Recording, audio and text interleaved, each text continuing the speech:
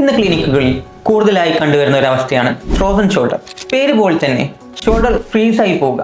എന്തുകൊണ്ടാണെന്ന് വെച്ച് കഴിഞ്ഞാൽ പലപ്പോഴും ലാക്ക് ഓഫ് ഫിസിക്കൽ ആക്ടിവിറ്റി, അതായത് നമ്മുടെ ശാരീരിക അധ്വാനങ്ങൾ കുറയുമ്പോഴും പ്രമേഹം പോലുള്ള അസുഖങ്ങൾ ഉള്ളപ്പോഴും ഹാർട്ട് ഡിസീസുകൾ ഉള്ള ആളുകളിലുമാണ് ഇത് കൂടുതൽ കാണുക. എന്താണ് ഇതിന് പ്രതിവിധി? പലപ്പോഴും നമ്മൾ അത് കാണുമ്പോൾ തന്നെ നമുക്ക് മനസ്സിലാക്കാൻ കഴിയും. അതായത് ഷോൾഡർ പൊക്കുവാനുള്ള ബുദ്ധിമുട്ട്.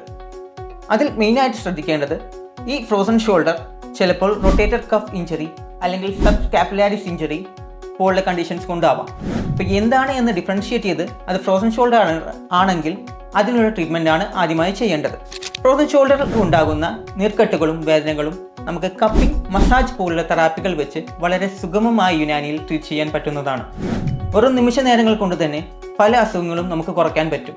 ഇനി അഥവാ തൈറോയ്ഡ്, പ്രമേഹം പോലുള്ള കണ്ടീഷൻസ് ആണെങ്കിൽ അത് ക്രമേണ നിയന്ത്രിക്കുന്നത് വഴി ഫ്രോസൺ ഷോൾഡറിൻ്റെ ബുദ്ധിമുട്ടും സുഗമമായി തന്നെ നമുക്ക് മറികടക്കാൻ സാധിക്കും.